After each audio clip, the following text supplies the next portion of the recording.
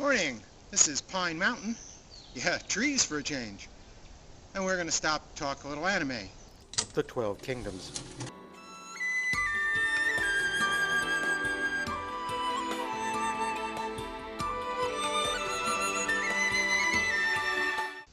The 12 Kingdoms is a lengthy and imaginative fantasy anime series from 2002 based on a set of young adult books by Ono Fuyumi.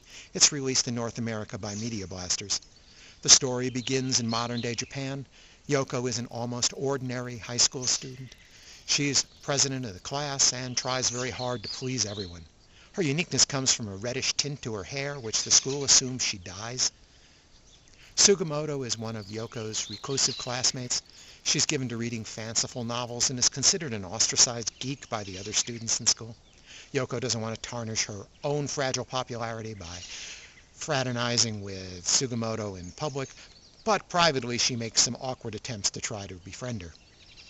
Asano is another of Yoko's classmates and a longtime friend. He's on slightly better terms with Sugimoto as well. The story kicks off when a strange man named Keiki shows up in Yoko's classroom, kneels before her, and pledges fealty. And then things get really weird as all manner of unnatural creatures begin to show up and attack Yoko, Keiki, and each other. And Sugimoto and Asano will soon get swept up in this chaos.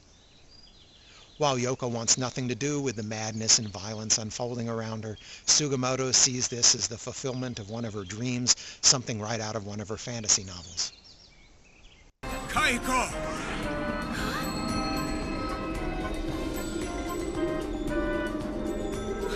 What's that? Is it a human? What on earth? Come on, let's get out of here now! No way! This is too much fun. Huh? No, wait! Here, take the sword. Who are you? Please tell me what you are. I am Keiki. Keiki!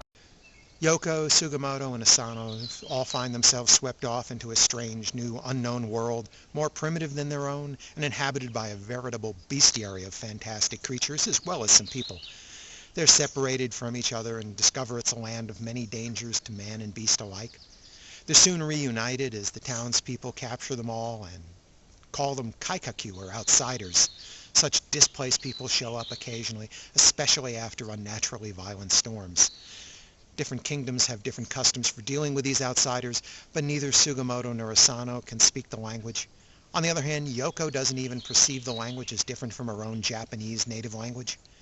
Nonetheless, they are all outsiders and thus prisoners being carried away to visit the local lord. Thus begins their visit to the 12 Kingdoms. Yoko's outward appearance soon begins to alter as well. Her hair turns a little redder, and her skin becomes more coppery, and her eyes become an emerald green. Her two classmates are not so affected.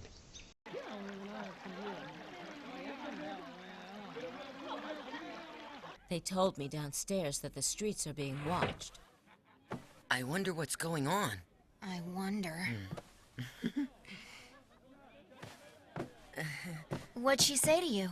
She said that the streets of Kasai have just been put under a very strict watch, and that a red-headed girl like me or us traveling together in a group would draw too much attention. This land has a rich political ecology as well as a strange bestiary. Each land has a Kirin or Taiho, a divine creature who gets to choose the ruler of the kingdom and then obeys them. Kirin are so sensitive they can't even stand a smell of blood. Kirin and their co-rulers are practically immortal and have an entire zoo of servants as well.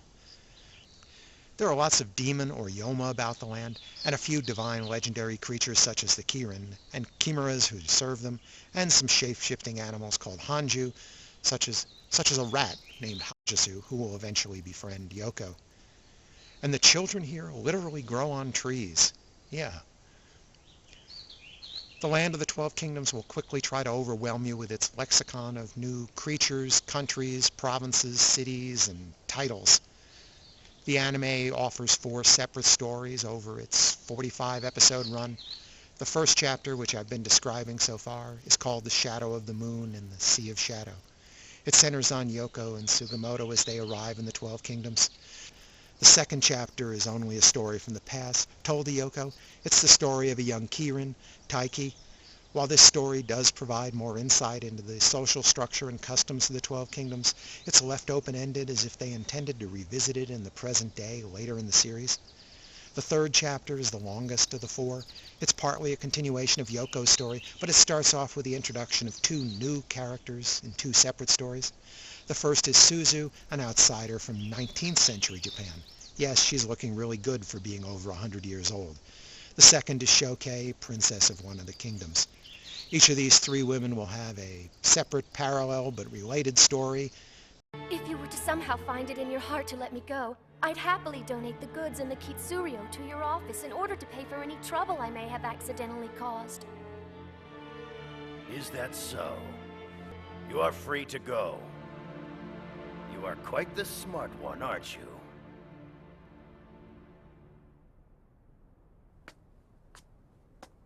Shoukei!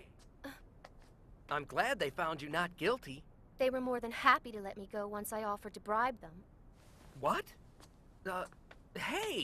I found this third chapter to be the most complex in character and plot development, and also the most enjoyable of the four. It's also the longest.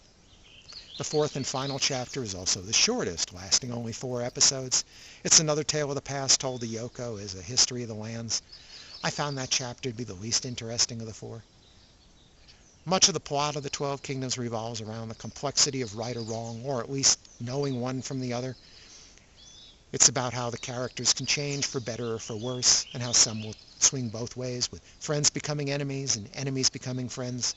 A few of these transformations are a little abrupt, but then I suppose the story has to move along. The series isn't kind to its supporting cast. It deals with conflicts cruelly by inflicting tragedy on even the most established characters. I found the 12 Kingdoms to be a very enjoyable fantasy series. It provided an interesting and unique world full of strange new customs, beasts, personalities, and politics to be explored. Some of these plot lines tied up predictably. Others provided some nice surprises. Some left dangling threads, such as Taiki's story from Chapter 2. There was clearly room for more animated chapters if they'd chosen to make them. The artwork is very good for a lengthy TV series, though the animation by Studio Pierrot can be rather simple and sort of, well, TV-ish in the action sequences. But then it was a really long series. Media Blaster's English dub is pretty decent. There are actually 2 languages involved in the story, that of the 12 Kingdoms and that of Japan. They're both spoken in the same language, either Japanese or English, depending on which soundtrack you're listening to. So you have to keep reminding yourself who's speaking which and who understands which. In short, I give the 12 Kingdoms 4 stars. I like imaginative fantasy in general, and this series delivered a couple of interesting stories, a unique setting, and some interesting characters. Thanks for listening.